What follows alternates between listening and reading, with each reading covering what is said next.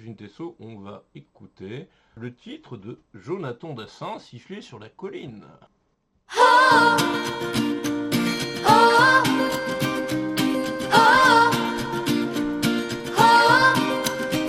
Je l'ai vue près d'un laurier, elle gardait ses blanches brebis. Quand t'as demandé d'où venait ma peau fraîche, je t'ai dit c'est trop laid dans la rosée qui rend les bergères jolies. Mais quand j'ai dit qu'avec elle je voudrais y rouler aussi, elle m'a dit d'aller siffler là-haut sur la colline, de l'attendre avec un petit bouquet d'églantines. J'ai cueilli les fleurs et j'ai sifflé tant que j'ai pu. J'ai attendu, elle n'est jamais venue. Zai zai zai zai, zai zai zai zai, zai zai zai zai, zai zai zai zai. À la foire du village, un jour je lui ai soupiré que je voudrais être une pomme suspendue à un pommier. Et qu'à chaque fois que je passe, je vienne te mordre dedans. Mais je suis passée tout en te montrant mes jolies dents. Elle m'a dit d'aller siffler là-haut sur la colline, de l'attendre avec un petit bouquet d'églantines. J'ai cueilli les fleurs et j'ai sifflé tant que j'ai pu.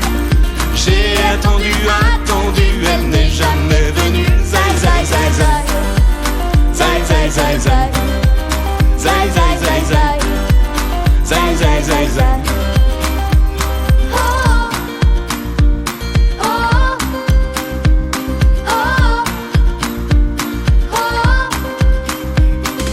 Elle m'a dit d'aller siffler là-haut sur la colline, de l'attendre avec un petit bouquet d'églantines. J'ai cueilli les fleurs et j'ai sifflé tant que j'ai pu. J'ai attendu, elle n'est jamais venue. Zai zai zai zai, zai zai zai zai, zai zai zai zai, zai zai zai zai.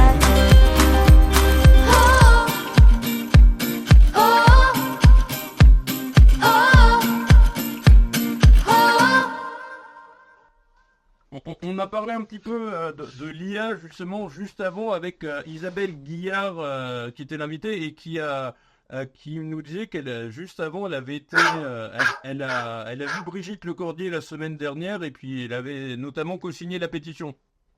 Oui, moi je les ai toutes signées bien évidemment parce que c'est effectivement extrêmement préoccupant, d'autant qu'ils ont déjà réussi à faire parler Brad Pitt en français avec sa voix. Et j'ai vu déjà qu'il y avait un petit dessin animé qui avait été fait avec l'intelligence artificielle. Alors, je l'ai vu, je l'ai écouté. Et c'est, comment je pourrais... Tu vois, on peut comparer à un bon vin. Tu vois, quand tu goûtes un vin, tu te dis, il a du corps, ou tu dis tu le vois, puis il n'y a rien derrière. Et c'est exactement pareil. Il n'y a rien derrière. C'est plat, c'est sans âme, il n'y a pas de goût, il n'y a pas de saveur, il n'y a pas de couleur, c'est épouvantable. Mais malheureusement, ça s'écoute. Et les gens qui savent pas, ils font peut-être pas la différence. Alors bon, peut-être qu'ils pourront pas faire quand même ça sur des films où les acteurs, même si on est tenu à être, on est totalement respectueux bien sûr de l'original, mais quand on fait quand même des essais, on fait des castings, on fait des essais pour les rôles dans les longs métrages surtout. Eh ben, il n'y a pas un acteur qui sortira la même chose. Parce qu'on y va avec son émotion, on y va avec ses tripes, tout en étant totalement dans le respect de l'original, bien évidemment. Mais il n'y a pas dans tous les essais, d'ailleurs c'est pour ça que dans tous les essais, il y en a un qui est choisi, parce qu'il n'y en a pas un qui a fait la même chose. Le problème de l'intelligence artificielle, c'est que ça sera une chose complètement aseptisée, effectivement robotisée, et tu auras la même chose partout. Ce sera totalement épouvantable. Sans parler du fait qu'il y a 15 000 métiers dans le doublage, parce qu'il n'y a pas que les acteurs, on ne nous défend pas que nous. Il y a les techniciens, il y a les adaptateurs, et puis derrière, il y a les secrétaires, il y a toute l'infrastructure d'une maison de doublage. Il y a 15 000 personnes qui sont menacées comme ça. Et comme tu disais lors de notre dernière interview, il y avait déjà des métiers qui avaient déjà disparu, malheureusement. Oui, il y a 2 métiers qui ont disparu, qui étaient la calligraphe. Parce que avant que ça soit numérisé, il y avait ce qu'on appelait d'abord le détecteur. Le détecteur, c'était le monsieur qui était chargé de préparer pour l'adaptateur la bande blanche. Parce qu'on écrit sur une bande blanche. Donc, il écrivait le texte anglais et en dessous, il mettait des signes cabalistiques qui correspondaient au labial, au semi-labial, aux ouvertures de bouche, aux fermetures de bouche, de manière à ce que l'adaptateur puisse se repérer s'il n'avait pas l'image devant lui, de manière à écrire son texte synchrone. Et derrière ça, il y avait ce qu'on appelait la calligraphe, qui écrivait sur le transparent. Le transparent, c'est celui qui passe sous l'image au doublage, sous l'image, voilà, pour doubler. Et qui était écrit souvent par des vieilles dames qui avaient une jolie écriture, parce que puis ça arrondissait leur fin de mois d'une manière pas désagréable. Or, depuis la numérisation, ces 2 métiers ont sauté. Alors au début, ils nous ont fait des textes en bâton, tu vois, en majuscule. On s'est tous mis à hurler en disant que c'était totalement illisible. Personne ne pouvait lire ça. Et 8 jours après, on avait une écriture cursive qui ressemblait complètement à une écriture à la main. Donc c'est pour ça que ça nous fait très peur, parce que ça va très vite. Alors, puis en plus, il y a des tas il y a quand même des choses assez dont il faut vraiment se méfier, parce que plusieurs fois, on nous a demandé nos voix pour les mettre dans une espèce de, comment pourrait-on dire, de bibliothèque, de manière à présenter aux clients mais attention, parce que nos voix dans ces bibliothèques, ils peuvent peut-être s'en servir comme ils veulent, tant que rien n'est légalisé. Et ça, c'est absolument épouvantable. Moi, maintenant, je ne donne plus ma voix nulle part, parce que, ces bibliothèques de voix, c'est terrifiant. Bah oui, surtout qu'ils peuvent les utiliser au niveau des ordinateurs pour calquer quasiment la voix au plus près possible, de façon après à ne plus entre guillemets avoir besoin de la personne humaine, justement. Tout à fait, c'est ce qu'ils ont fait avec Scarlett Johansson, sauf que c'est Scarlett Johansson et qu'elle a du répondant et qu'elle ne s'est pas laissée faire du tout. Tu sais, le mec qui voulait prendre sa voix pour faire ChatGPT, elle a dit non. Et il l'a fait quand même sans l'autorisation. Là, elle a attaqué grave en justice. Je me demande s'il n'a pas fermé sa boîte. Mais bon, c'est Scarlett Johansson. Et nous, on peut pas faire ça. Individuellement, on ne peut pas faire ça. C'est pour ça qu'il faut qu'on se mobilise ensemble. Et puis que notre ministre de tutelle, il faudrait peut-être que, voilà, maintenant qu'elle s'est bien amusée à Cannes, il faudrait peut-être qu'elle se bouge un peu pour voir ça de plus près quand même. Je ne sais pas, à mon avis, je ne suis pas certain qu'elle soit là vraiment pour défendre la culture, mais... Écoute, on ne sait pas, il paraît que c'est une battante, bon, si il n'y a pas de raison, elle n'a aucune raison à couler la culture. Donc, c'est une battante, si elle prend le dossier, elle va le défendre. Je parlais pas de la couler, mais là, elle a déjà commencé par fermer un certain nombre, plusieurs dizaines d'écoles nationales supérieures d'art un peu partout en France qui n'étaient pas rentables, et elle fait que des coupes budgétaires au niveau culturel. Donc, elle n'a pas d'argent, elle n'a pas le budget non plus. Il faut des sous, il faut des sous. Mais bon, je crois qu'elle défend les petites compagnies quand même. Je sais pas, j'ai pas encore.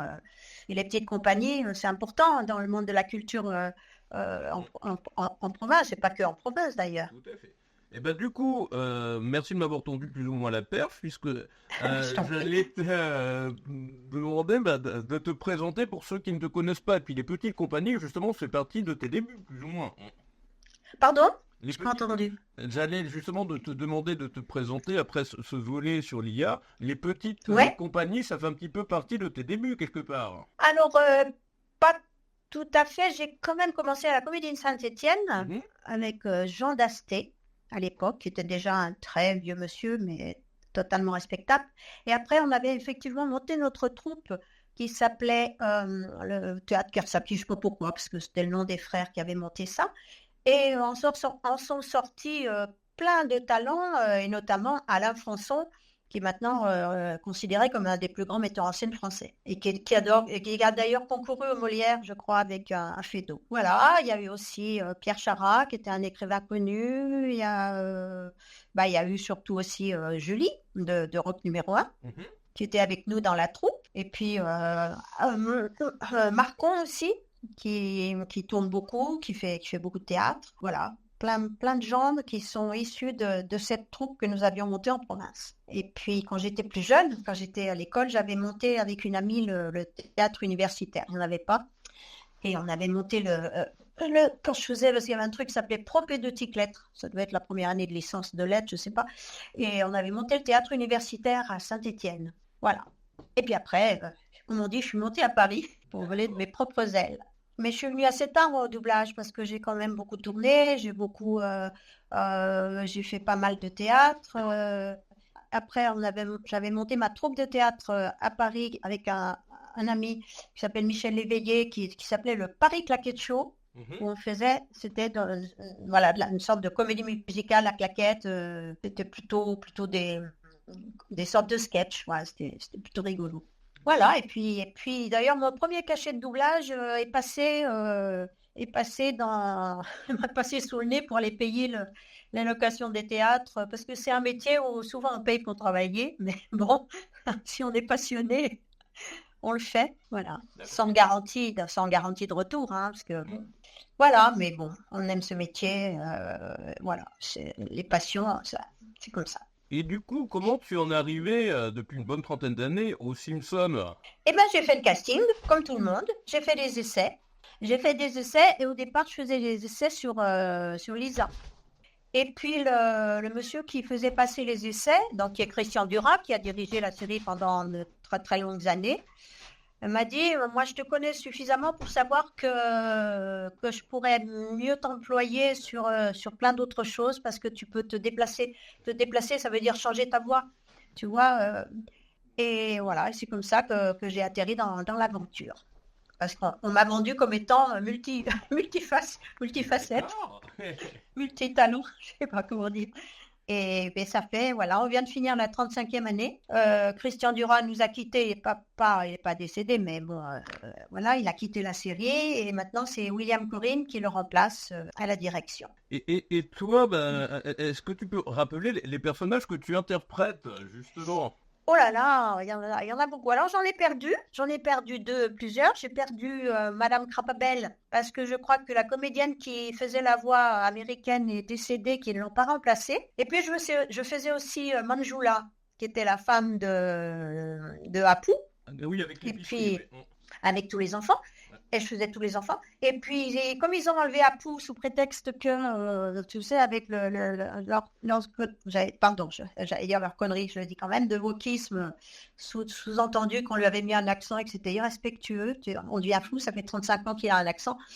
Nous, on ne savait pas. Nous, au début, on croyait qu'il était portugais. Donc, on lui avait fait un accent qui ressemblait à rien. Mais c'était plutôt rigolo. Donc, j'ai perdu aussi Manjula, puisqu'ils ont supprimé Apu. Mais sinon, je fais Nelson, je fais, comment il s'appelle, le fils Wiggum, le petit. Ralph, pardon, voilà. Ralph Wiggum, voilà, mon préféré.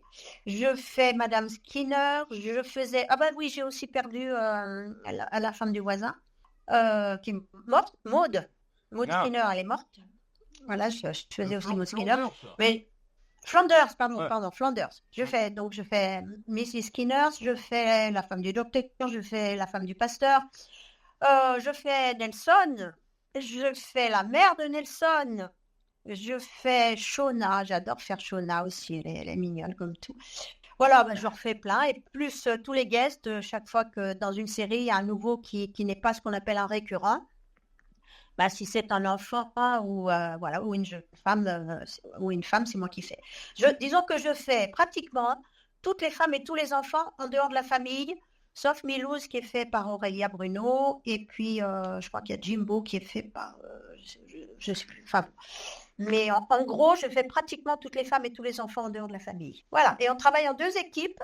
Donc nous, on s'appelle l'équipe de nuit. Alors la première équipe, c'est la famille. Et puis la deuxième équipe, c'est ceux qui restent, c'est-à-dire, en fait, il y a Pierre, il y a Gilbert, il y a moi. Mais Xavier se fait à part, parce que comme Xavier au départ avait repris des rôles, qu'il fallait qu'il se mette dans le bain, qu'il écoute bien les autres pour Il fallait en plus faire du mimétisme pour que ça colle avec la voix de ceux qui l'avaient malheureusement décédé, qui l'avaient fait précédemment. Mais voilà. Puis maintenant, malheureusement, on ne travaille plus ensemble depuis le Covid. Et c'est bien triste parce que c'était quand même très agréable de se donner la réplique, de travailler ensemble. Là, c'est un peu plus difficile, mais on ne sait pas pourquoi. Alors qu'il n'y a plus de pandémie, on ne sait plus pourquoi. On se demande si ça coûte pas moins cher. Je ne sais pas. Mais on regrette bien, on voit plus les copains, on voit plus personne. Mais bon, c'est comme ça. Gilbert, il avait participé à un live juste en je sais plus, c'est fin d'année ou début d'année, notamment, oui, c'est lui qui double Mo, le patron de bar, et le jardinier écossais sympathique. Oui, un peu Willy. drôle. Oui. Willy, Willy, oui, oui. Ah, puis je fais aussi, ah oui, en parlant de Willy, je fais aussi tous les enfants, tu sais, que c'est un des personnages, c'est pour ça que ça m'y fait penser, c'est un des personnages de Gilbert, avec tous les enfants Clétus, et la femme de Clétus aussi, Brandine, elle s'appelle. Brandine, c'est ceux qui sont de la campagne, qui fabriquent eux-mêmes leur whisky, et ils ont je sais pas, 7 ou 8 enfants qui ont tous eu un problème, une tare, quelque chose. Il y en a qui a qu'une jambe, il y en a qui a qu'un œil, c'est horrible. Ah ouais, non, Mais c'est très très drôle, hein. On s'amuse beaucoup quand même. Il y a des fois où c'est très très drôle, pas tout le temps, mais c'est souvent très drôle. Et on avait fait, justement avec les enfants Clétus, on avait fait une parodie de la Mélodie du Bonheur. Je sais pas si tu connais ce film. Oui. Avec Julie Christie, voilà, ça chante dans les Alpes. Et avec une musique qui ressemblait, parce qu'ils n'ont pas le droit de reprendre la même. Et comme c'est moi qui faisais tous les enfants Clétus, il n'y avait que les enfants Clétus qui chantaient, et j'ai dû chanter toute la comédie musicale avec les enfants Clétus. Oh, c'était super sympa.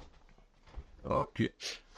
Vas-y. Est-ce qu'éventuellement tu pourrais faire une ou deux voix des Simpsons, justement? Alors, je ne sais pas du tout si... Je ne sais pas pardon, excuse-moi. Ce que fait Gilbert, parce que tu sais qu'on est passé chez Disney. Ça a été racheté par Disney. Et maintenant, chaque fois qu'on va travailler, la dernière fois, je lui ai dit, j'ai l'impression d'acheter un appartement. On signe au moins 10 pages de confidentialité. Alors, personne t'a dit si on avait le droit ou pas, parce que les petites lignes... Gilbert, il avait fait Mo et aussi Willy Jardinier, et puis aussi il a interprété une partie du générique de South Park également. Mais c'est pas. Ah bon, bah alors, si Gilbert l'a fait, alors par exemple, Ralph, il dit Maîtresse, c'est fini, j'ai mangé tout mon crayon. Ça, c'est Ralph. Et puis, Madame Skinner, elle dit c'est bon, viens ici tout de suite, arrête de regarder cette femme, regarde ta mère. Voilà, gros, c'est... Voilà, puis il y a toujours le fameux Nelson avec son voilà. Mais à froid, c'est un peu dur, Nelson. Quand tu es à Nelson, je me chauffe un peu la voix, parce que si tu te casses la voix, là, t'es foutu. Moi, j'admire beaucoup Véronique Augereau, je ne sais pas comment elle fait pour être totalement en appui sur ses cordes vocales en permanence. Ouais. Ah, mais j'admire profondément, parce que c'est impossible à faire, ça. C'est très dur, très dur. Elle doit être très fatiguée à la fin de l'enregistrement. Et puis surtout que j'ai vu, elle fait aussi très régulièrement des conventions en plus, où elle fait aussi la voix en convention. Oui, ils font ça, oui, tous les deux, ils font des conventions ensemble. Oui, j'ai vu ça, oui. Oui, bah écoute, c'est bien. Moi, je trouve que c'est bien de faire connaître la série à ceux qui la connaissent pas. Enfin, je pense que maintenant, il n'y a plus beaucoup de gens qui la connaissent pas, parce que... Oui, depuis plus de 35 ans, oui. C'est une série culte, hein, maintenant. Et on va entamer la 36e, je pense, en septembre. Okay. C'est signé. D'accord.